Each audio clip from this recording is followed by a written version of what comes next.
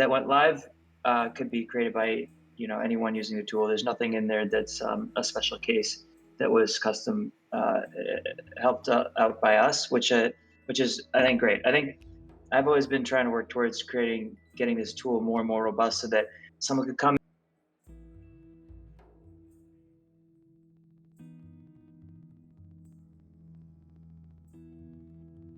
yeah, like custom treatment from us. You could just go in and not be hampered by that and just like be creative. So there's obviously still little parts where when you submit it, it needs to get kind of approved back to you from Async. There's a little bit of waiting there, but otherwise, hopefully, it gives you like free range to just be creative. All right, it looks like a lot of people trickled in. It's a couple of minutes past. There'll be a little bit of upfront anyway, like going through my Photoshop file just to give you insight there. So I may as well just start. Um, I'm gonna build, like a blueprint piece that, like I said, I built yesterday, and all the files that I'm using right now at the end, I'll just post. So if y'all want to try recreating it with the same files, you can do that. So let me pull up Photoshop first. So I'm gonna pretend that people here know nothing even about the Canvas builder in general, and start from that understanding. So some of this may be stuff you already know for people who've used our uploader tool for regular layered pieces. But this is this is the piece I built. I'm calling it. I was like, all right, what should I do? I want it to be kind of general, so I was like, well, I'll just do primitive shapes. So you got spheres, cubes, and cylinders, and they each have different like colors and patterns. Also, I don't know, Tara, if you want to, since I won't be on the screen here, if anybody wants to kind of interrupt at certain points and ask any questions, maybe um, in the general chat, Tara, they can ask, and you could just butt in and tell me. Oh, okay. Oh, I see. Okay.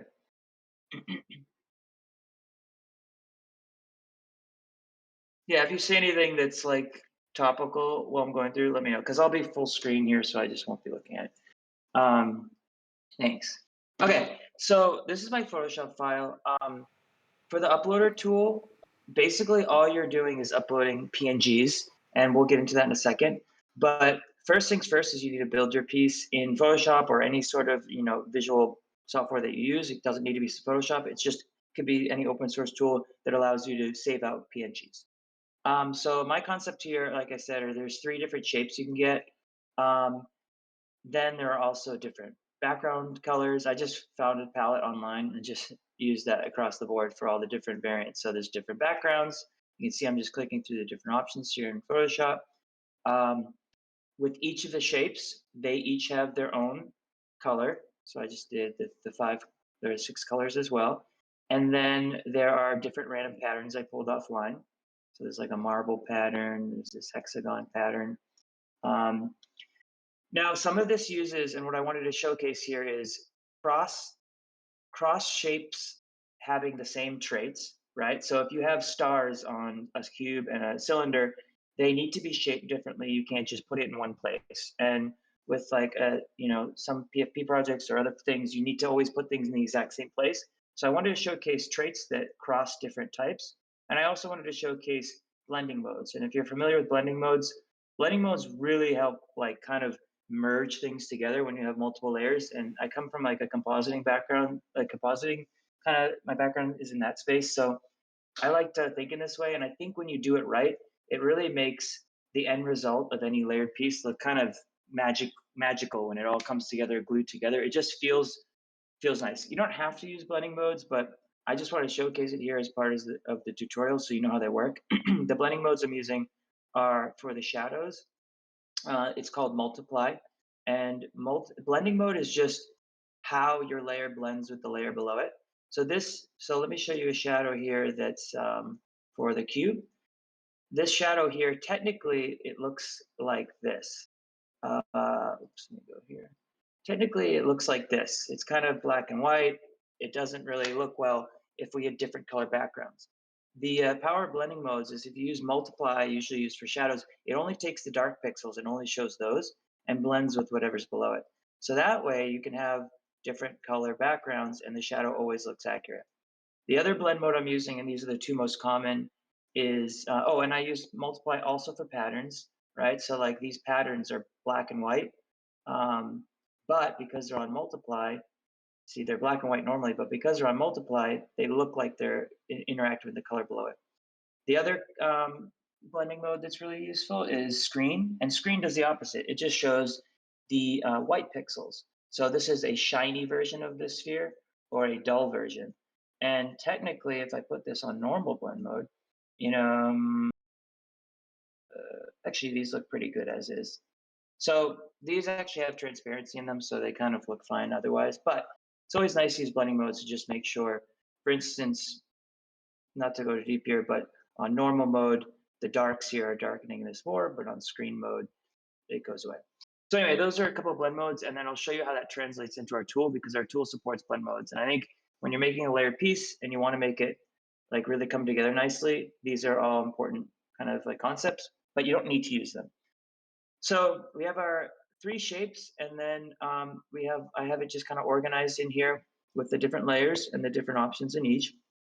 From here, you just need to save them out as PNGs and then have them on your desktop to then go into the next part, which is our uploader tool. So one small quick tip here that some people don't know about as well that I just want to include is something called layer comps. And layer comps are, if you're using Photoshop, layer comps are just a quicker way to save out these PNGs, so it could save you some time. I think long term, we'd love to have a way that there's, a standardized way to set up your Photoshop file. Then you could just upload Photoshop file to our uploader tool, and it would ingest it. But for now, since there's so many ways you could be setting up your file, for now it's just you need to save out each PNG and just have them organized. And a quick way, like I was saying, is layer comps. Layer comps are essentially just a preset on and off setting for your layers that you save. So you can create layer comps and then save layer states here. So if I like want to save out, let's just do a really simple one. All my background colors, I have blue, dark, green. I basically set up each of them. So okay, here's the blue version. I hit new layer comp. I'll name this blue. Okay, and then switch to a different setting here. This is the dark background. Go to the green background, etc. Right, so now I'm making layer comps here, and now I can just toggle through these, and it's automatically jumping to the setting I set it at. And when you have all them set up, you go to File, Export, and then Layer Comps to Files, and then you can just say, okay, export all these settings to PNGs, and it'll just run a script. You can go away, have a coffee, come back, and you'll have them all saved out. So that saves a lot of time as well. It's just another tip, and I use that all the time. All right, so I've already saved all these out, and I have it on in my computer here, and you can organize them however you want, but I just organize them by the different shapes. We have our different backgrounds. Um, as I mentioned, because they need to be placed in space correctly, they should be saved out with transparency. So all PNGs should be the exact same dimensions. That way, when you just stack them up in the renderer, they are all pixel perfect, exactly where you want them. So some people have asked, how do I place it or put it in the right place? As of right now, we just have you upload all your PNGs with transparency. They should all be exactly the same dimensions, like I just said, so that they're going to be showing up right where they need to be. Again, longer term, there is the ability in our renderer to shift on the X and Y, so you could move things around.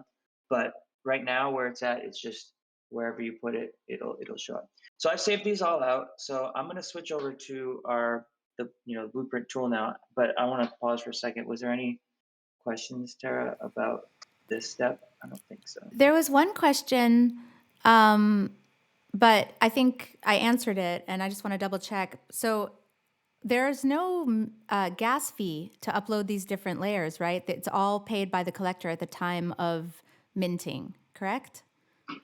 Yeah, so it's kind of fun with this is that you can put it out there and then see if people like it, because I'll get to it on the last step. We'll publish this piece once we build it. Publishing, you will sign.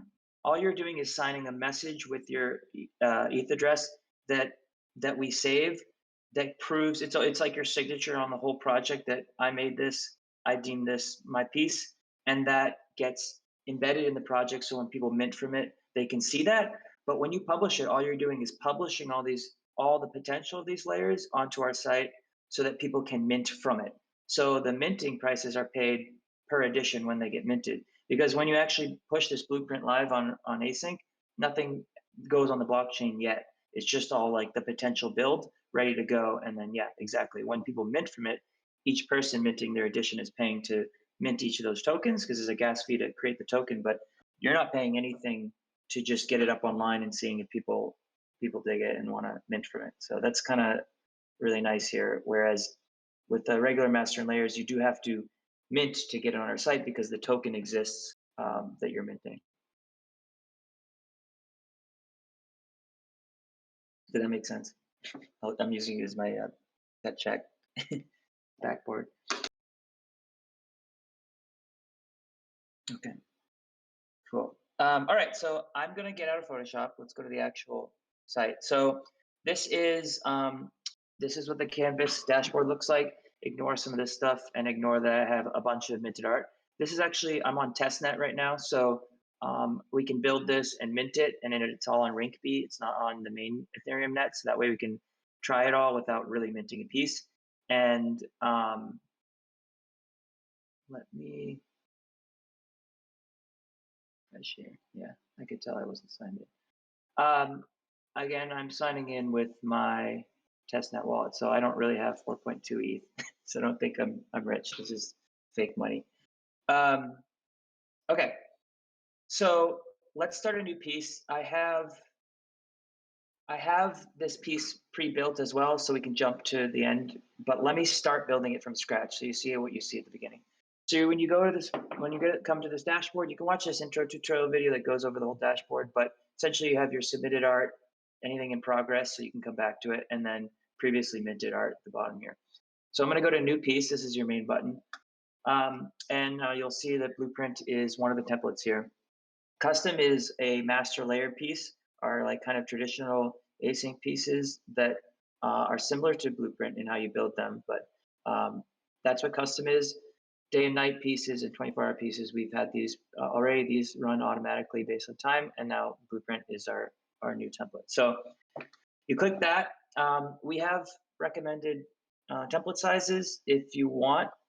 These are just kind of adhere so that when you upload an image, it'll make sure it's at this dimension. It doesn't resize it for you, but these are just more making sure. These are just kind of like recommended sizes. I forget what size I made mine, so I'm going to do custom because when you do custom, whatever the first image you upload, it just takes that size and then make sure everything is the same as that. So I'm going to do custom. Anything up to 3840 by 3840 will work. So this is your main builder area, and this is going to be what you'll be kind of spending most of your time in while you're building. The last few steps we'll go over as well, but this is like the uploader tool.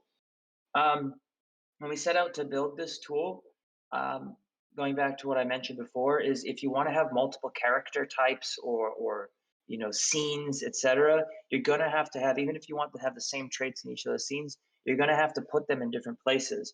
And so at first we had just layers, and then inside each layer, multiple states, which is a typical async piece. But we realized pretty quickly that we needed a new kind of even higher level split, which we call types. And so types allow you to, they're very powerful. They allow you to organize your piece um, in an even more complex way that gives you a lot more control over how these things come out. And again, I think in the end gives you a kind of a more magical collection on the front end when people mint from it. I keep using magical. I don't know why, because to me, I feel like when you mint these correctly and build them up, and then a piece comes out, it just kind of feels a little magical, which sounds corny, but I think that's what I aim for when I make things. So um, when you, by default, there's only one type. And that's fine. You could just build with one type, and when you mint from it on the front end on our site, it just doesn't say the type. It'll just show you what you got. But in this case, we are going to be using multiple types. Our types, and this is going to be different for whatever kind of piece you're building, but the most logical way to split up our types are by how I started here, which are our shapes. So we're going to have 3 different types. So let me add those in. They're basically like tabs on your browser. And so when you add them, you can see I type 2 now and then type 3. When you add them, you can click through them and then you could see all the layers within each of these. So each of these are their own instance essentially.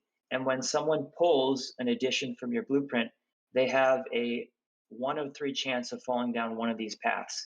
What's super cool here is you can change the rarities on all this stuff. When you go in and set up the layers, there's rarity traits. Rarity traits just mean basically the percentage chance that you will pull this when you pull an addition. So a lower percentage is less often it'll come up. If you make something 1%, that means it'll very rarely come up. It'll come up roughly 1 in 100 times. Again, it's all chance based, so it's not a guarantee, but that'll be weighting the die or the chances in that kind of in that way. So you have rarity percentages on each of the types, which is the high level path you fall down when you first roll your addition. And then when you go down that path, it'll also be randomized within that path, and you'll have all those rarities set within the states. And I think this will be easier to see once I actually upload these. So in our case, we have spheres, right? So let me name a sphere.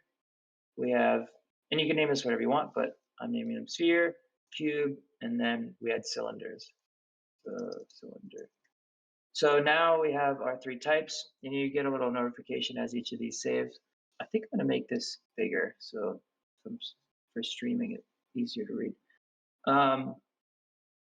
So yeah, cylinder, cube, sphere.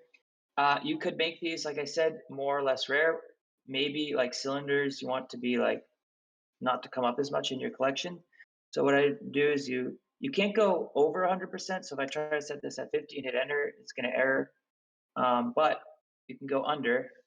So if I make this maybe 2%, it'll save, but it'll give me these little errors that, well, you can't move forward until all 3 of these add up to 100% though. So that's fine. Now I go back in here. We'll make these, we'll just split the rest of it. So what was that, 46% and 46. I mean, it could be whatever you want. So you can be, is that wrong?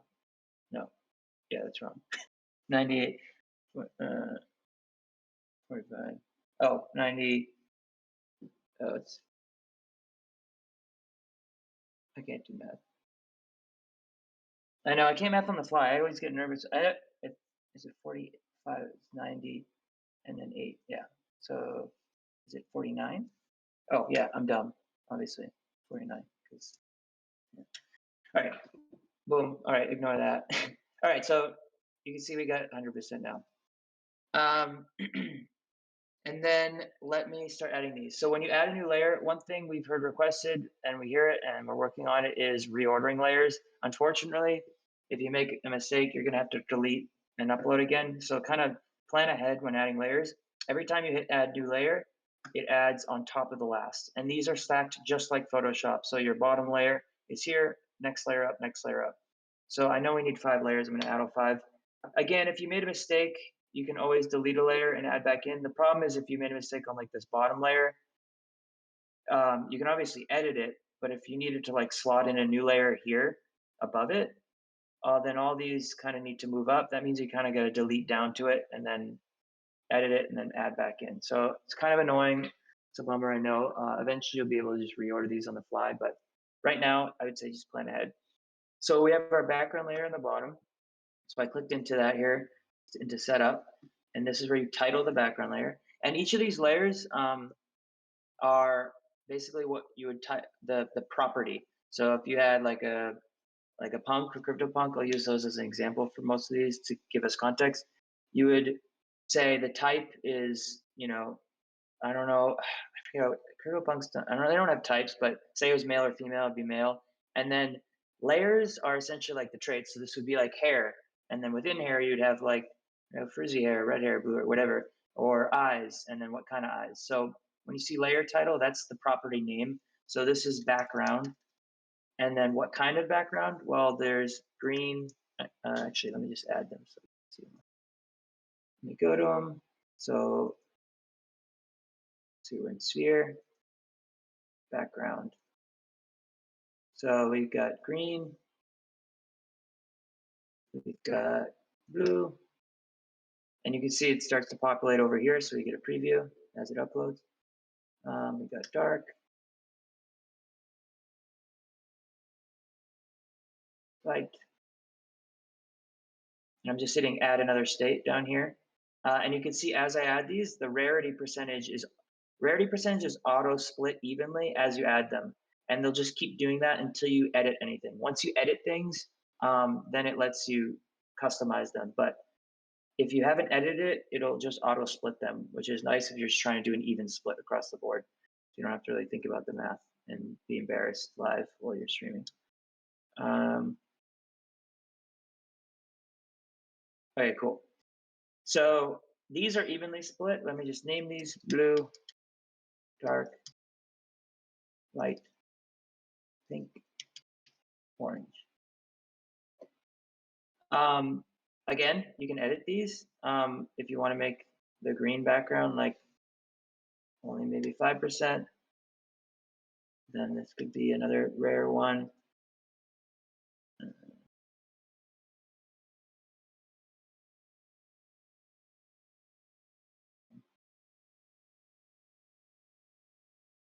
And you can see if I do my math right.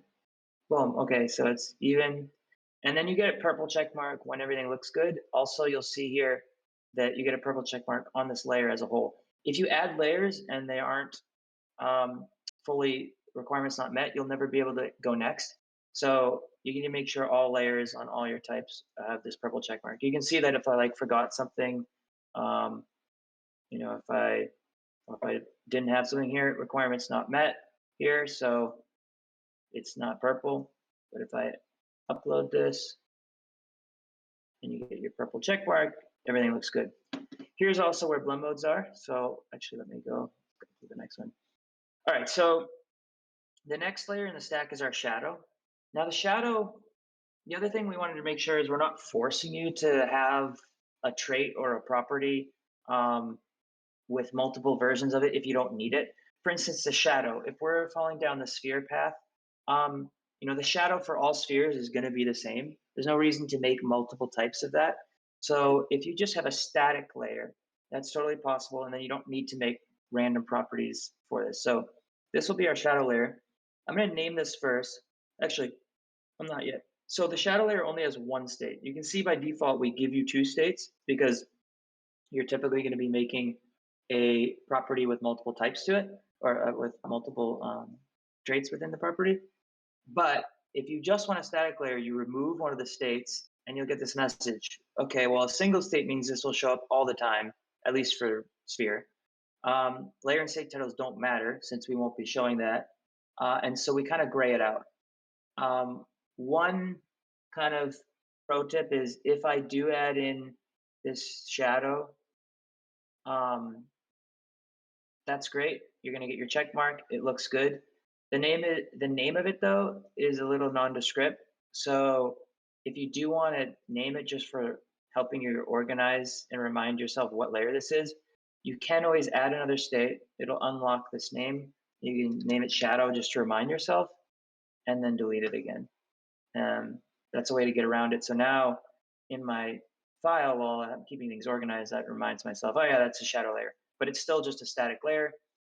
This will not show up as a trait. It'll just be in there. You can see my shadow layer is there. This should be on multiply as a shadow. This shadow works well. Again, let me show you the cube shadow here, because that was one of the ones that didn't look good not on multiply. So cube shadow, this one has a lot of white pixels in it, so by default this isn't going to look very good. But blend mode, like I mentioned before, is always right here, and multiply is probably going to be your most used. If I switch to that, voila, now it blends with the background no matter what color's there. So this is not the right shadow, so I'm going to fix that, but just to showcase that one more time. Sphere, shadow. Okay, boom. All right, shadow's in there. Did it show up? Okay. All right, next one is the shape. So properties are across types if you name them exactly the same. So for instance, if you're familiar with like a lot of monies, banner piece, there were actually 30 different characters you could get. And so we created 30 types here. You can do a max of 30 types. So that gives you a ton of options. And within those, we named the layer or the trait just character type. That way it was carried across, the percentages were carried across all of them. Each character had either one accessory, two accessories, all accessories, or a zombie state or a normal state. And so we created a generic property label for that that carried across all of the character types. And then that way, when you got a character type zombie, you would see, what that percentage was compared to the overall collection, how many character types there was. So in this instance, for instance, we have sphere, cube, and cylinder. I could name this like sphere color, but I think it's nicer, at least personally for my collection, I'm going to name this shape color. That way, within sphere, within cube, and cylinder, I can name that layer all shape color. And so if you get a green shape color, that percentage will give you the readout for the shape color green across all shapes. If you wanted it to be specific to this type, then you could name it, sphere color. Then it would only show you how many people in this collection got sphere color green. If you name it something generic like shape color across all, then when you see the percentage for green, you're seeing how many shapes have the color green overall. So that's another way to use properties here that carry across types. So we have, I think, 6 colors for the shape. So let me add all these in and then go to our sphere and to our sphere colors here. So we got blue, we've got dark, and you can see this is always displaying state 1 over here as we add in layers, as we add them up, so you can get a quick preview that things are adding in correctly. And you can see the sphere is in the exact place that we saved it out because it has transparency all around here. So it just lays right in exactly where it needs to be. It's right on top of the shadow, exactly where we expected it. Light, uh, pink, and then orange. Okay, so let's name these blue, dark, green, light, pink, orange. And we should be good. Looks good. Okay. The next one is the pattern on it. So we have 4 patterns. So I'll name this pattern. And again, I'm making this a generic name pattern, not sphere pattern, because when the user pulls their, and you'll see this later when we mint from this, when they pull their piece, it'll do the type first. It's like, oh, what type are you getting? Sphere, cylinder, or cube, and then it lands on sphere. And then within sphere, okay, what pattern are you getting? You could name this sphere pattern, but the user's already going to tell they're in sphere. So just naming it pattern not only helps that trait carry across all types, but it also is just a little cleaner, I think. But you can name this whatever you want. So I know we have, let me just forget. So patterns, plaid,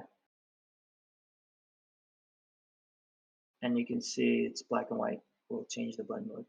With hexagons. We have marble and stars. Plaid, hexagons, marble, stars. So again, this blend mode is on normal, so it's just laid on top of it, black and white. But if we change it to multiply, magically, now it's on it. There's other blend modes you can play with. There's overlay, which does some interesting things. Screen only shows the white values, right? So in the black values, you see the color below it.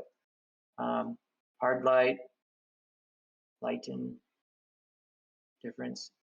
They all do different things. You can look into it. I would say the most common, like I mentioned, are multiply overlay, multiply screen, and overlay is used quite a lot as well. But I use mostly multiplying screen. Okay, boom. So we have our pattern set up, and lastly, I just added this texture layer, which is called texture, which is this piece shiny or dull? So this is like if you're familiar with 3D rendering and stuff, this would be like the specular layer, and this is usually set to screen because it's just the reflection on it basically. And the reflection changes. If it looks soft, it looks more matte. If it's looks like that, it looks shinier. So again, you don't have to do this, depends on your art style, but I'm used to 3D stuff, so this is how my brain works.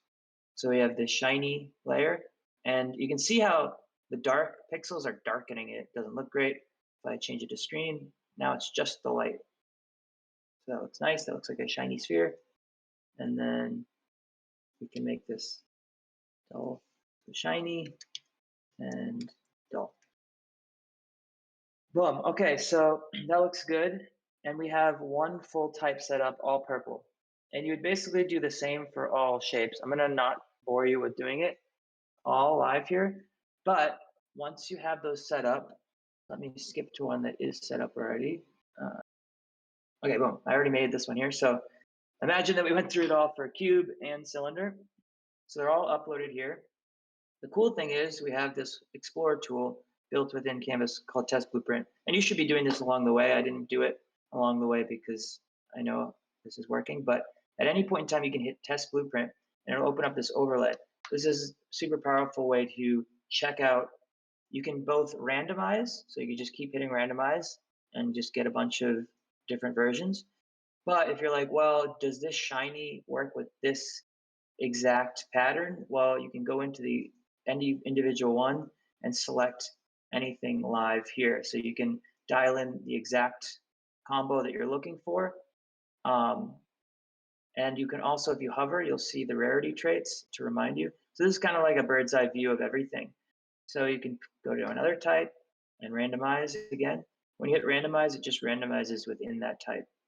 Um, and then I can randomize this one. So super powerful. This isn't available for the public right now, or I mean, it's available for the public, but this link, we hide this so only the artist sees it because, some artists, when they release something, they don't want everybody to see everything that can come out of it. I do think that ruins some of the mystery. However, there is ways to share this if you're trying to collaborate with someone, etc., which um, I can talk to later, or you can ask on Discord. I can explain. There is ways to share this. Right now, only the artist can see this, but there is ways to share it selectively with people. Um, if you're trying to work with someone and you want to share your process. All right. Okay. I'm saying, hey, this looks good. You can X out of it. You'll just be back in your builder. So I'm going to go on to legendary. I'm going to pause though, since this is the main step. Was there any questions that you Yeah. saw? Yeah, neat.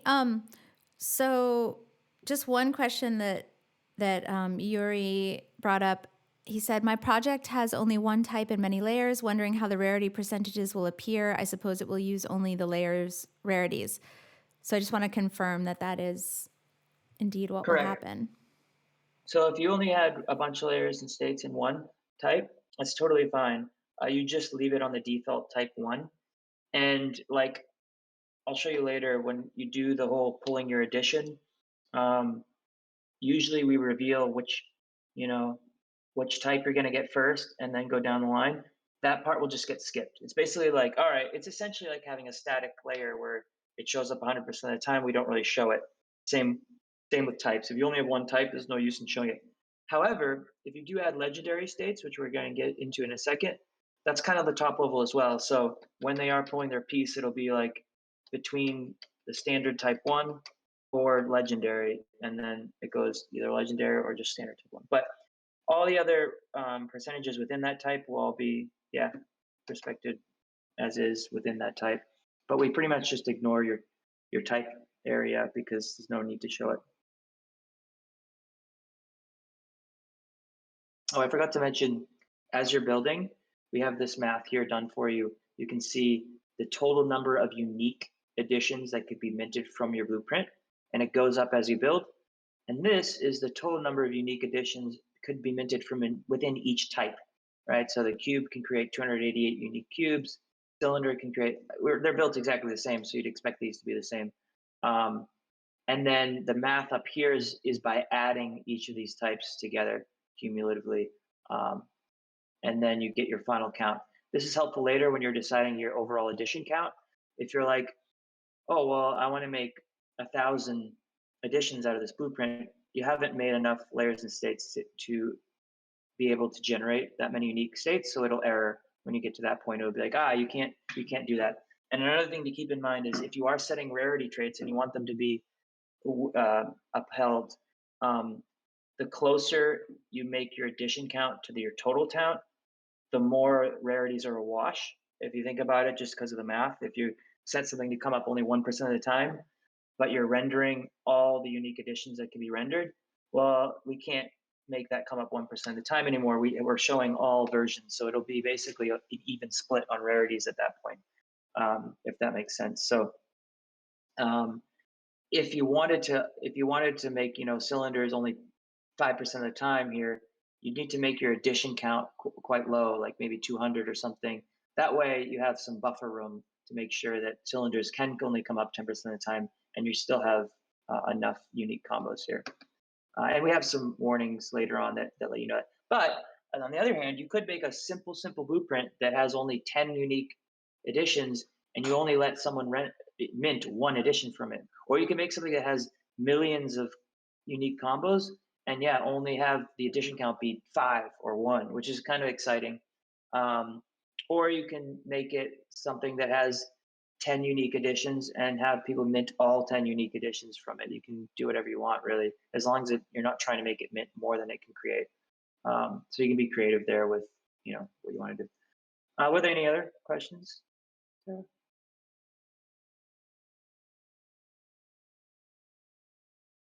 Oops, sorry, I was muted. Let me just 200 double. billion. No, I'm Oh, just looking real quick. I think Uh, that's good. Let's just okay, double cool. check. All right, I'm gonna jump back in. Oops, calendar. Yeah, I think we're good. Okay, let's move on. So the next step is legendary. So the other thing we wanted to include in this, besides for types, was, well, some people are thinking there's some unique combos that I really want to make sure show up, and if it's all set to chance, I can't really guarantee it shows up unless I basically render out all unique possibilities or whatever. And that's where legendaries idea came in, and this is a separate step in the process. Legendaries are essentially pre-composed editions that you upload that are guaranteed to pull. So if you upload 5 of them and your edition count is 100, at some point during those 100 pulls, all 5 of those will show up. So they're guaranteed to pull and they're pre-composed exactly how you want. And what's super cool about this is you can upload videos as well. So again, back to my magical experience, like I think it's cool that you're pulling them, and random, combos come out, and then boom, like a animated one comes out. To the user, I think that adds just like a lot of like surprise and delight. And on the builder side, it's really easy. You just make it and upload it separately here. If you are, this is, if you're uploading these legendaries, this will be included in your token count. So say you say, oh, I want to make a edition count of 500, and you upload 10 legendaries. Well, that means they eat into that 500. So um, that means that 490 will be minted as normal ones and then 10 of them editions. So it's not on top of it. So if you are particular about how many editions you want and you want to make 500 and you add in legendaries, just know that it's good. It'll stay at 500. It won't be 510. Um, we recommend, again, this is all up to you. We recommend keeping it at least at the most 1% of your supply so they feel very legendary, but it's totally up to you. You can do up to a max of 10. Um, and basically, you add them one by one here. So we have 0 right now. You could go next. You might not want to add legendaries. Totally fine. You could just go to the next step. I made one for this for purposes of example. So add legendary edition. You click that. Because it's legendary and pre-composed, you can name it whatever you want, and you can just put a custom description in. So this is going to be a legendary sphere, um, and this is super legendary and amazing, or whatever you want to put. Look at it. Boom. So you can upload, again, a video, JPEG, PNG. It has to be the exact same dimensions as the overall piece, though, so that they look the same. So I have one pre-built here inside Legendary, and it looks like this. Ooh. So you can see how legendary this looks. It's invisible. It's so legendary. Um, so if you upload that, it'll show up in here, and you can see it's here. Um, the other thing we've added in here is a poster frame, or basically a thumbnail for it. This is a static thumbnail that lets you, um, in certain places like OpenSea or other places, if they're not able to load the video right away, they serve up a thumbnail in place of that. So in the token data, you have two spots. You have the video, which is by default should be showing that, but if it can't show it, it falls back on the image. So we give that option here. You can add in an image for it. So in this case, I made it look a little nicer. I added some extra lens flare just to like show you that there will be a difference here. So if I upload that now, you'll see the visual change. Now it's showing our poster frame, but I can still hit play and see the video, which is way too big. Let me fix that. But all right, that's my one legendary, and I didn't make any more, so just one for now. So now that I'm done with that, I don't know. Let me just check if there's any questions on legendary. Not composed within the tool. Correct. Yeah, you make the legendary on your own separate. You can make it with the tool, or you can make it with your file and export it. Ideally, legendary is not one of the combos that you could get naturally though, because technically, if it's exactly the same, you could it could look the same. Technically, you'd have two editions that look similar. So, like for instance, Coldy on his, he did a video, but for the poster frame, so that it doesn't look the same as one of the combos, he put a nice border around it. So I'd recommend making sure the poster frame uh, even is different than any of what the combos could come out of the normal. We Is have there a question? another, yeah, we have another question. So is there a way to pause minting once you've started? Like, would someone, if someone has 100 available, but they only want to have 50 now, 50 mintable now, and 50 later or whatever, or is there a way to pause minting once it starts? There is not. I'll show you in the publish stage what options you have. If there's something like, yeah, there isn't right now, but there is a way to kind of do that by reserving ones for yourself. There's the ability to reserve a certain amount of editions for yourself that you can mint for free. I mean, you have to pay gas fees to mint the token, but you don't have to pay for your own edition. So you could like reserve, 20 of them, and that way, if there's 50 after the 30, you can wait to mint the rest. You can't really pause for the public, but you can set pre-sale dates, public sale dates, etc. So I'll get into that at the end so you can see your options there. But as of right now, you can't pause minting, no. Okay, great. And there's a question from Limbo Mask, which says, how long will each project last? Is it until the project is completed, or is it advisable to set a date and then burn? Right now, it's yeah, same thing where it goes up and it's kind of just live until people mint from it. You could, we don't have a way to update. Like, say you put yours up and half of them get minted, and at a certain point you want to like burn the rest. We don't have a one-stop kind of way to do that yet. You could just buy your own and then burn them, but as of right now, it's just kind of if it's up, it's open to the public. But that's good feedback. I mean, technically, when you put edition count up, people want to know how many there are max. I guess if you reduce the supply, it's not, you know, collectors probably will like that for the most part. But changing the supply, and you're not changing the supply, you're burning them. But yeah, as of right now, you have some options around public pre-sale, things like that. But you don't have a way to burn it unless you bought them yourself and burned them, which you could always do. Cool. Thank you. Hmm. Okay, details. So this is where you set the details of your piece, like the edition count, the title, the price, etc. So we're gonna name this. I call this the primitives because they're primitive shapes. I don't know. And then here's where you can set your quantity. If I tried to do 900, we know we can't make that many. So this is where you get that error. Your blueprint cannot create enough unique combos to cover this amount. Please add more layers of states or lower count. So we'll just make it 20. And then we're making them cheap here for demo purposes. But whatever you set in here, you could make it 5 ETH. it'll give you a little readout of what that price is right now. And on the submit page, you'll get a breakdown of all the amounts you could make if you sell out, etc.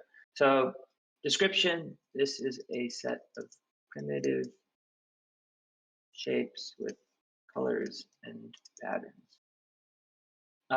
This description gets put into all editions minted. So this is like auto slotted in for the description for any edition you mint from this collection, except for Legendaries, since Legendaries have their own description. So just keep that in mind. That's where this will go. So if I mint primitive, number one in there, it'll say like this is from a set of. So you might want to like word this like this is an addition from technically this will go within each edition, so you can word this however you want. So cover image. Cover image isn't an on-chain image, but it is used in a few places. So the cover image is used on your art card in our blueprint gallery, which is when you go to blueprints, which shows up here, right? So this is what you're uploading. So it's kind of like the poster for your piece. So you can do whatever you want, with a lot of money. It's like kind of like this, like movie poster showing all the different characters. It should just give you an idea about what this whole blueprint collection is about as a whole. Oops. So here I made one that just looks like, cover images. Just looks like this. So it shows a few different shapes and the name. Upload that. It'll preview over here. So you can kind of get a sense of what your art card's going to look like in the gallery. You can tag it with categories just for later on when we start having more and more cards. We'll add in categories so people can search by like different styles and stuff. Okay, so this is slightly confusing at first, but it'll make sense. So edition title versus blueprint title. Blueprint title is the title of the collection overall. Edition title is the title of each edition that comes out. So we have a little tooltip here, again, using CryptoPunks as an example. I don't know if this is how they have it set up, but in general, colloquially, like we refer to them as the collection of CryptoPunks. But when you buy one from it, you have punk number, 2140 or whatever. So we're letting you name the collection, but then also what's the title of the edition. So this is called the primitives, but maybe when they render out, I want them to be called shape, shape number one, shape number two. So you just put in the title here and we auto append the number afterwards as people mint from it. So if I put shape like this, it'll come out shape 001, 002. And this allows you to, be a little bit more.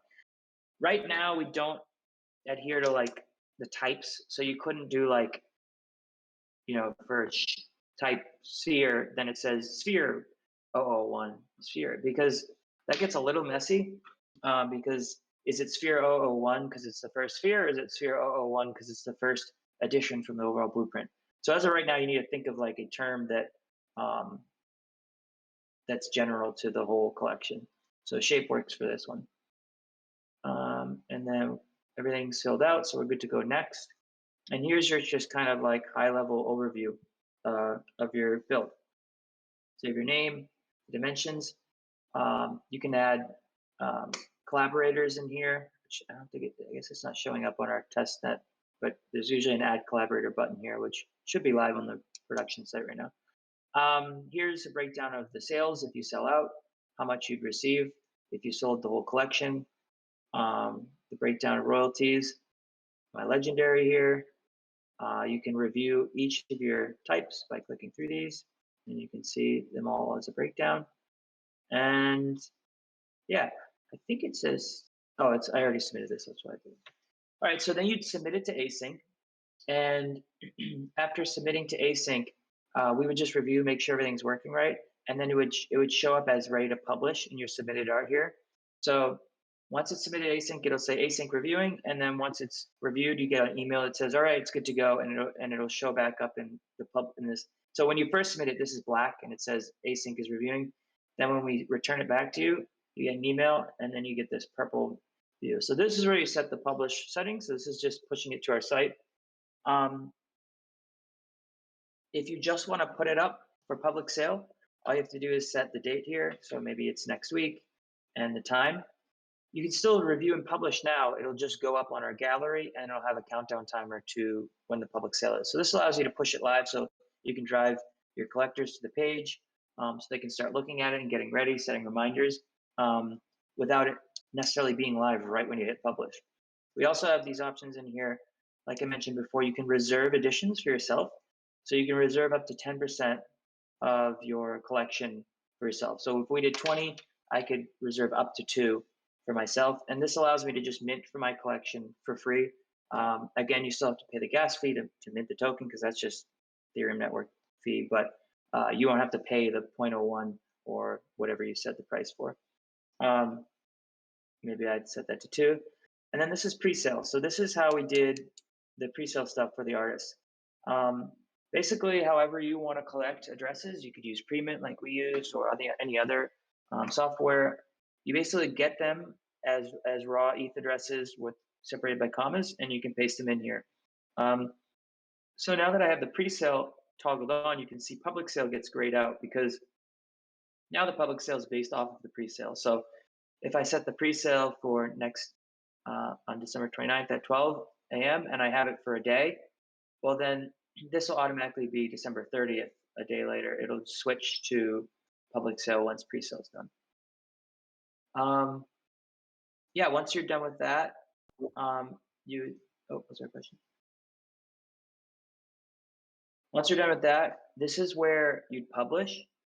And what it's going to do is it prompts a transaction. This is how we keep some on-chain history here of that you affirm because you're not minting something. We wanted to have some signature from the artist. So there's a message and it auto populates. I, No Shot, have issued this blueprint titled this on this contract address with this amount of editions. And basically, you're signing this with your wallet, which basically I'm not as much of a dev, but it basically hashes this using your wallet, I think. But it's a provable way to say that your wallet signed this without paying a gas fee. But it's just a provable way that at some point this message was signed by you, and then we can use this as proof when people mint from your blueprint. So this is a nice way to not have to pay a gas fee, but sign your piece basically. So that's it. You publish it, and then it'd be on the site. So once it's on the site, it will look like this. And I'm going to pause for a second. Again, we're at the final stretch here. Was there any questions with that? Yeah, we have a Walters few or questions. So Peng asks, is there file size limit in each PNG? So I'm assuming for each layer, I they don't think say, so. Yeah, I don't think so. There's a limit on how many layers and states you can upload. I don't think there's a limit because there's a max dimensions, which is 3840. So at a certain point, you're maxing out all the pixels. I don't think there is a limit on the video for the legendaries. I think it's maybe 50 megabytes or 100 megabytes. I forget, but there is a limit there. But on the individual layers, I don't think so because either way, you're maxing out at a dimension size. So okay, great. And then Xwave is asking, are the type names in properties? yes, they are. Let's look at a couple examples in a second. I'm pretty sure type names in the properties.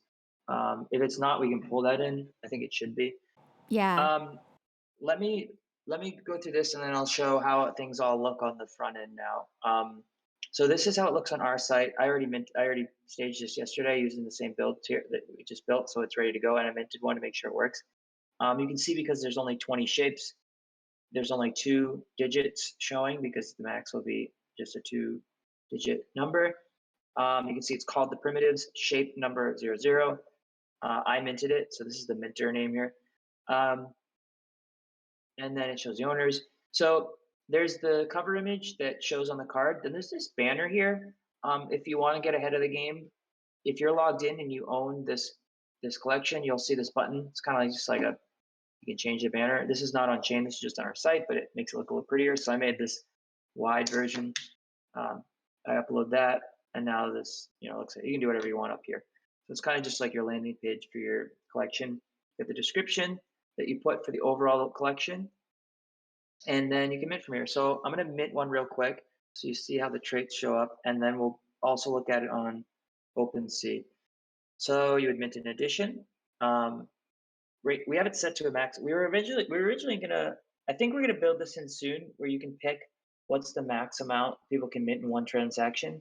Because of all the excitement and people and the, people coming in, and we wanted to make sure everybody got one. Right now, we have it set to one max for every address, but I think we're gonna let you do unlimited, five, three, or one, or like I think you can choose the max per transaction. So right now it's grayed out because you can only mint one, but that's fine.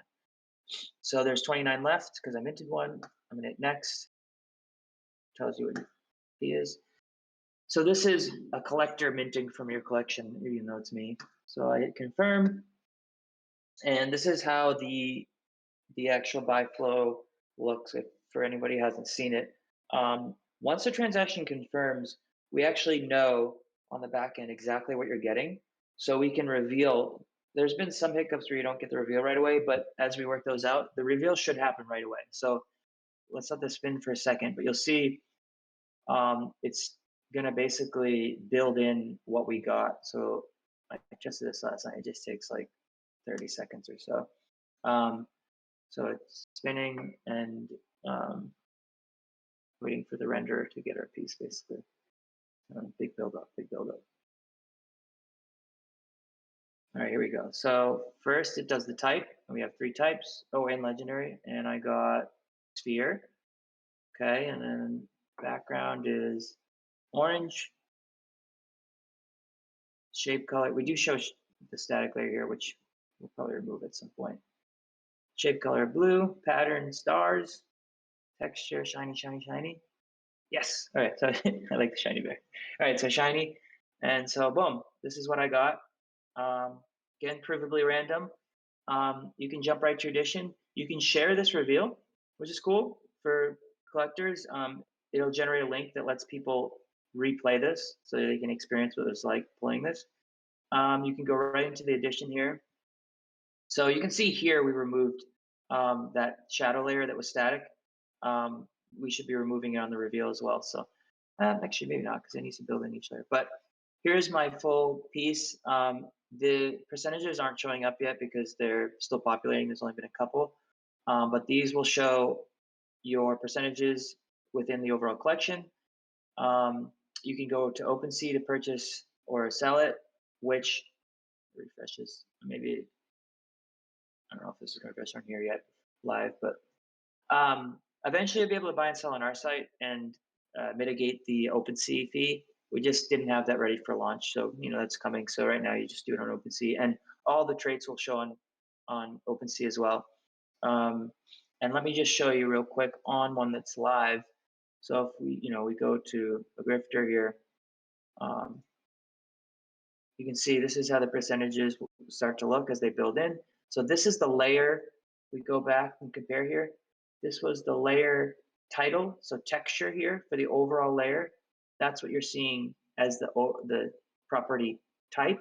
And then what kind of property, green, that's pulling from within here, shiny or dull. That's what you'd see here.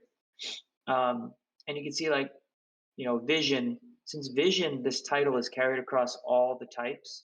We're seeing the percentage read out from all of them, which I think is cool.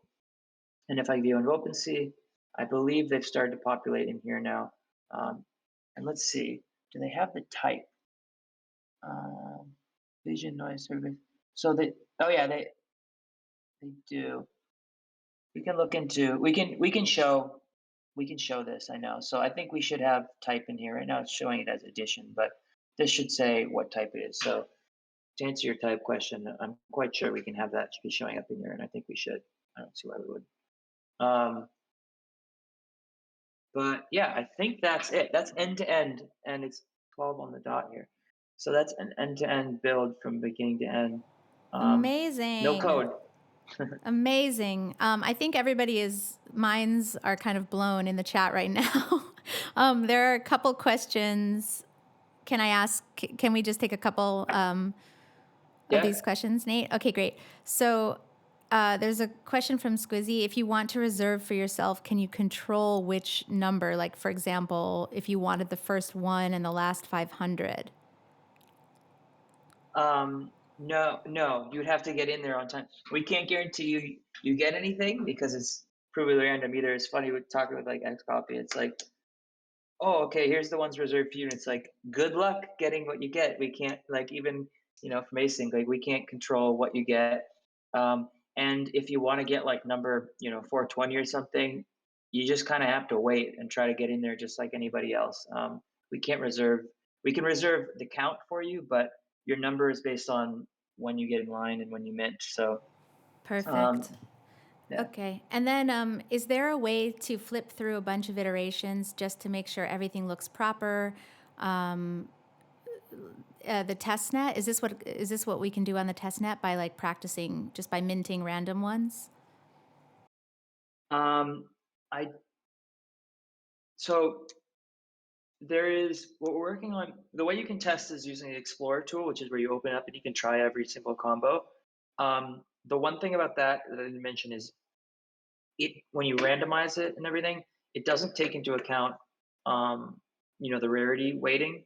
And so we're working on a tool that can basically use rarity weightings and render out 10 editions at a time, taking that into account so that you can test that the rarities work. But other than that, just testing in the tool with the Explorer should should show you everything you need to know. The testnet isn't set up for full end to end. For instance, me showing this today, like I did have to get some manual work to get it pushed on our testnet and stuff. That's more automated on production. So it actually would probably be a worse experience. So I would use the Explorer tool and then explore through it. One thing I didn't mention in there too, it reminded me because of the rarity weighting.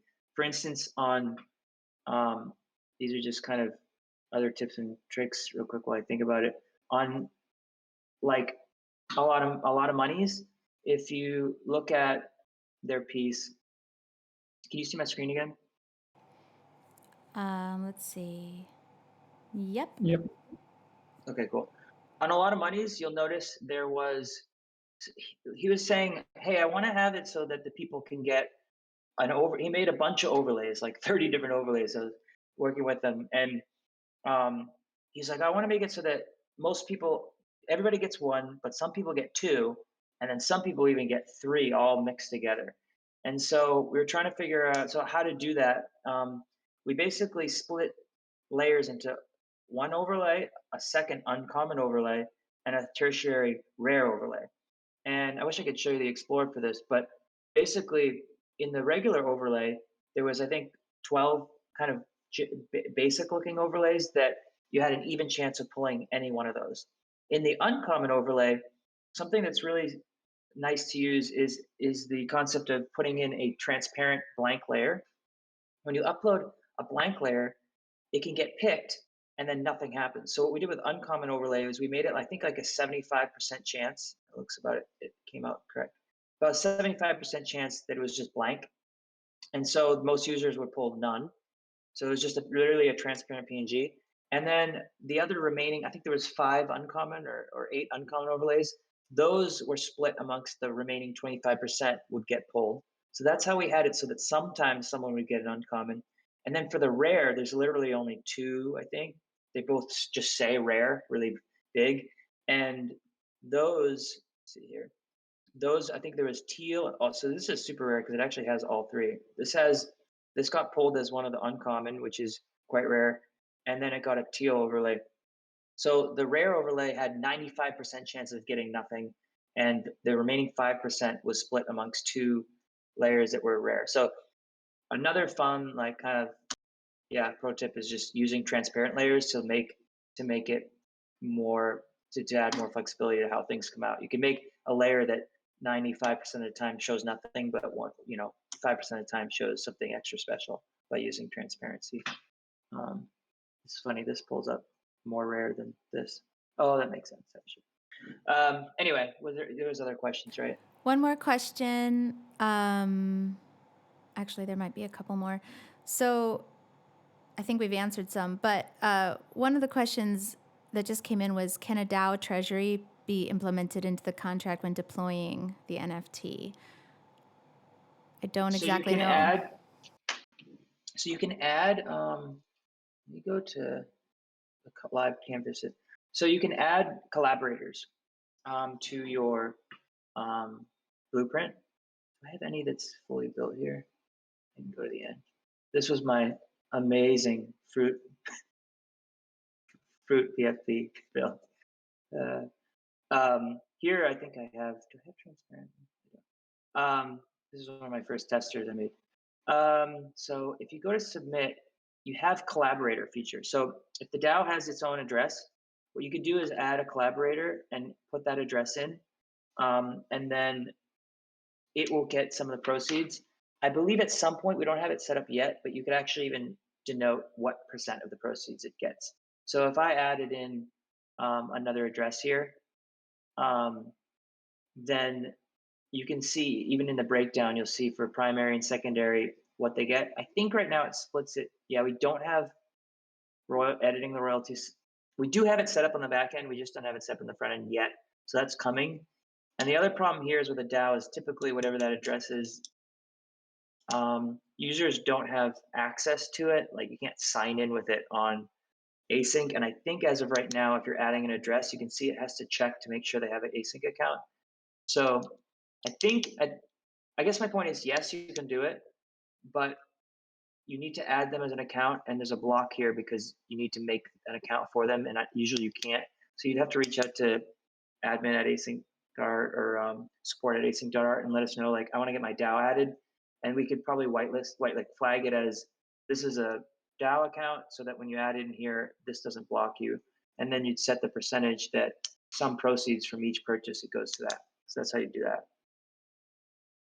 Okay, and I think the only other question, okay, how many collaborators? Okay, and everyone, we're gonna have to cut this off in a moment, but we're gonna be doing more rooms for questions, for specific questions. After the holidays, we'll start doing a lot of different rooms, opening this up and different discussions for artists because we anticipate lots of people will be experimenting with the Blueprints Canvas tool. So how many collaborators can be identified? Do they have to be added before minting? They do, right? Yes, because it's set in our contract, so that it automatically splits. I believe it's in the contract itself, and eventually that'll also work.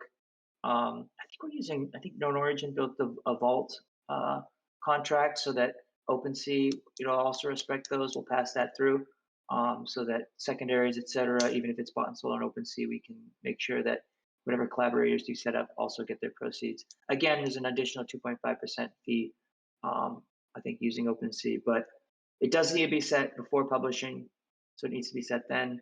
And the max amount, I'm not sure. I don't I don't think we set a max on there. I know there's some pieces on Async right now that has like 50 or 60 collaborator addresses, so at least that many. Yeah. Yeah. Awesome. Okay, let me just scroll through here and see. This is being recorded, yes. So we'll get it set up probably on the YouTube, and we'll let you all know. I believe that is it for right now. If anyone has any other questions, you can go ahead and ask us in the general channel, and we will also. There was definitely a question about what if thousands of people start submitting these, and every project on Async is screened by someone on the Async team because we want to make sure that the work is original and belongs to the artist submitting it. And we also make sure that it's going to work on the platform and that there aren't any big technical issues. So we're not gatekeeping, but we do screen to make sure that it's all going to work well and that it's Yeah. legit. But if people, if thousands of people start submitting these, what's our plan? That was a question. I know we're right now for January. We're working on right now is making sure the gallery is set up in a way that helps curate a bit. So it will be ordered. We're looking at having like call outs or like blueprints live, ending soon, trending, things like that, so that as more get made, as long as it can also get curated, I don't think it's an issue. I think we're still trying to figure out, to your point, or not gatekeeping in any way of what you're making as long as it works. I think at first we may be limiting to like one a month per artist just to make sure it doesn't get flooded by like one artist. I don't know where we landed on that, but the main thing is we're trying to set up galleries so that it properly organizes them as they come in. There's going to be, I think Conlon said it, or maybe someone, I think Conlon said it, like just with NFTs in general, like with blueprints, there'll probably be more and more of them, but it's all about being able to easily kind of sift through them and find the ones you like. As long as you can do that, then I don't think it's an issue. Awesome. Thank you so much for your time, Nate. And thank you to everybody who came in today. We'll do more of these in the new year. We'll do more Twitter spaces and AMAs on the Discord.